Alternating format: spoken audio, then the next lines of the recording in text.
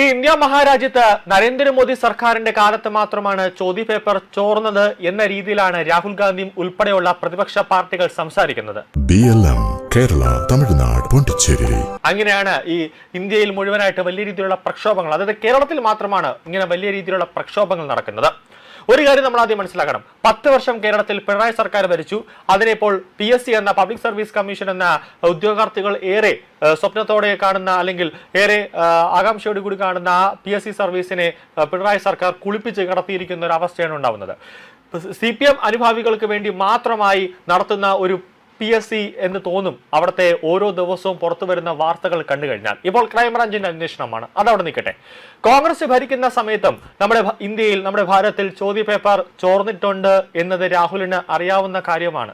പക്ഷേ ഇതൊന്നും അറിഞ്ഞുകൂടാ എന്ന് രാഹുൽ സ്വയം തന്നെ ആരുടെയോ തിരക്കഥ അനുസരിച്ച് രാഹുൽ ഗാന്ധി കളിക്കുന്നു എന്നതാണ് യാഥാർത്ഥ്യം. നമുക്കറിയാം, രാഹുൽ ഗാന്ധിക്ക് സ്വന്തമായിട്ടൊരു തീരുമാനമെടുക്കാൻ അറിയില്ല.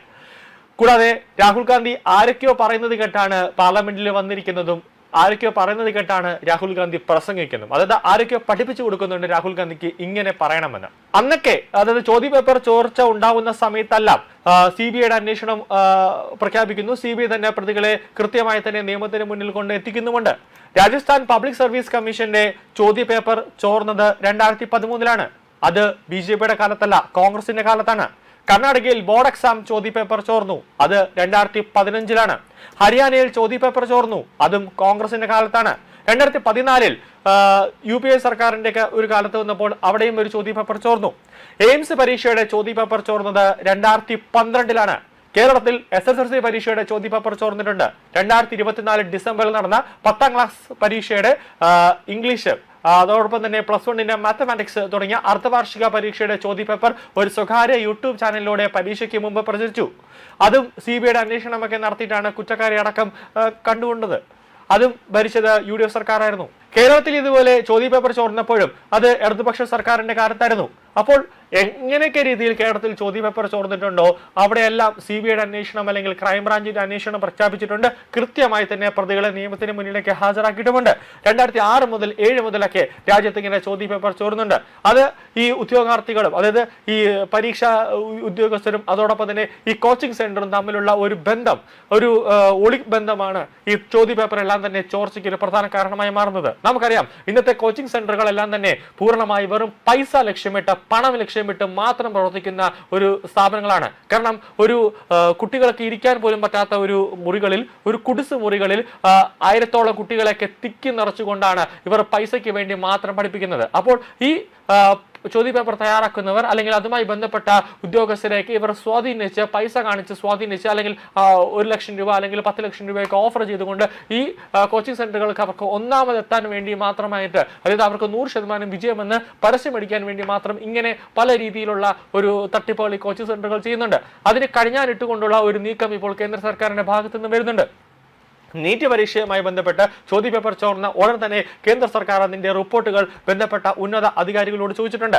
അതോടൊപ്പം തന്നെ ആ ഉദ്യോഗസ്ഥരെ എല്ലാം തന്നെ പുറത്താക്കുന്ന, അല്ലെങ്കിൽ അവരെയൊക്കെ സസ്പെൻഡ് ചെയ്യുന്ന ഒരു കൃത്യമായ ഒരു കടുത്ത നടപടിയിലേക്ക് കേന്ദ്ര സർക്കാർ സ്പോട്ടിൽ തന്നെ പോയി എന്നുള്ളതാണ് ഏറ്റവും പ്രധാനപ്പെട്ട കാര്യം. അപ്പോൾ ചോദ്യപേപ്പർ ചോർന്നത് ഈ നീറ്റ് ഉദ്യോഗസ്ഥരുടെ ഒരു കൃത്യവിലോപമായിട്ട് തന്നെ കണ്ടുകൊണ്ട് അവർക്കെതിരെ കർശനമായ നടപടിയെടുത്തു. പിന്നെ എന്തിന്, ഏത് സാഹചര്യത്തിലാണ് കേന്ദ്ര വിദ്യാഭ്യാസ മന്ത്രി ധർമ്മേന്ദ്ര പ്രധാൻ രാജിവെക്കണമെന്ന് പറയുന്നത്? ഇപ്പോൾ കേരളത്തിൽ സംബന്ധിച്ചിടത്ത്, അല്ലെങ്കിൽ കോൺഗ്രസ് ഭരിച്ചിരുന്ന സമയത്ത്, ഭാരതത്തിൽ കോൺഗ്രസ് ഭരിച്ചിരുന്ന സമയത്ത് പലതരത്തിലുമുള്ള ഒരു പ്രശ്നങ്ങൾ ഉണ്ടായിട്ടുണ്ട്. ഇപ്പോൾ മുംബൈ ഭീകരാക്രമണം ഉണ്ടായി. അപ്പോൾ കേന്ദ്ര ആഭ്യന്തരമന്ത്രി രാജിവെക്കണമെന്നോ അല്ലെങ്കിൽ പ്രതിരോധ മന്ത്രി രാജിവെക്കണമെന്നോ മൻമോഹൻ സിംഗ് രാജിവെക്കണമെന്നോ ഒന്നും പറഞ്ഞുകൊണ്ടുള്ള ഒരു സംഘർഷം ഇവിടെ നടന്നില്ലല്ലോ.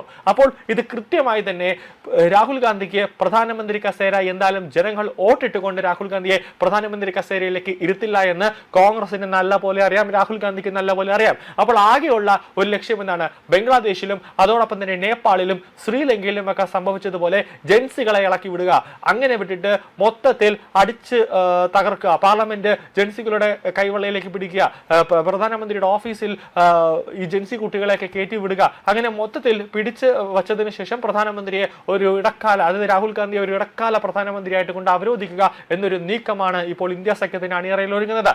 ഇവർക്ക് ഈ 2 മാസത്തോളമായി ഇപ്പോൾ സമരം നടന്നുകൊണ്ടിരിക്കുന്നത്. ഇത്രയും ഈ 2 മാസത്തോളമായി സമരം നടക്കണമെങ്കിൽ ഇവർക്ക് കൃത്യമായ രീതിയിലുള്ള ഫണ്ടുകൾ ഇവർക്ക് കിട്ടേണ്ടതുണ്ട്. കൂടാതെ കോൺഗ്രസ് തന്നെ ഇവർക്ക് ഇപ്പോൾ നിയമസഹായവുമായി മുന്നോട്ട് വരുന്നുണ്ട്. ഇവർക്ക് ഫണ്ട് കോൺഗ്രസ് തന്നെ കൊടുക്കുന്നുണ്ട്. ഖലിസ്ഥാൻവാദികൾ ഇവർക്ക് ഫണ്ട് കൊടുക്കുന്നുണ്ട്. അപ്പോൾ CJPയുടെ അക്കൗണ്ടിലേക്ക് വലിയ രീതിയിൽ ഭീമമായ തുകകൾ ഓരോ സ്ഥലത്ത് നിന്നും എത്തുന്നു. അത് എവിടെ നിന്നാണ് എത്തുന്നതെന്ന് കൃത്യമായി തന്നെ പരിശോധിച്ചാൽ ഒരു കാര്യം ഉറപ്പാകും, ഇവർക്ക് വിദേശ ബന്ധമുണ്ട്, രാജ്യവിരുദ്ധരുമായി CJP അടക്കമുള്ളവർക്ക് ബന്ധമുണ്ട് എന്നത് എടുത്തു പറയാൻ പറ്റുന്ന ഒരു കാര്യം തന്നെയാണ്. അപ്പോൾ ഈ നീറ്റ് പരീക്ഷയുടെ ചോദ്യപേപ്പർ അല്ല രാജ്യത്ത് അല്ലെങ്കിൽ ഇന്ത്യയിൽ ആദ്യമായിട്ടൊരു ചോദ്യപേപ്പർ ചോർച്ച ഉണ്ടാകുന്നത്. ഇതിനു മുമ്പ് പല സംസ്ഥാനങ്ങളിലും ചോദ്യപേപ്പർ ചോർച്ച ഉണ്ടായിട്ടുണ്ട്. കേരളത്തിൽ പോലും PSCക്ക് നേരാവണ്ണം ഒരു PSC പരീക്ഷ നടത്താൻ പോലും നമ്മുടെ PSC കമ്മീഷനെ കൊണ്ട് സാധിക്കുന്നില്ല. ഓരോ വർഷവും ഓരോ തരത്തിലുള്ള വിവാദങ്ങൾ PSC വിളിച്ചു വരുത്തുന്നു. അപ്പോൾ അവിടെ പോലും അതിനെ പോലും നല്ല രീതിയിലേക്ക് ഒരു ബൃഹത്തായ രീതിയിലേക്ക് കൊണ്ടുവരാൻ VD സതീശൻ സർക്കാരിന് കഴിയില്ല. എന്നിട്ടാണ് VD സതീശൻ നേരെ പ്രധാനമന്ത്രിയുടെ ഔദ്യോഗിക വസതി ചെന്നിരുന്ന് സമരം വിളിക്കുന്നത്. അപ്പോൾ നാണമില്ലേ VD സതീശ എന്ന് സോഷ്യൽ മീഡിയ പോലും അല്ലെങ്കിൽ PSC എഴുതുന്ന ഉദ്യോഗാർത്ഥികൾ പോലും ചോദിച്ചു പോകുന്ന ഒരു അവസ്ഥയിലേക്ക് കാര്യങ്ങൾ എത്തുന്നു.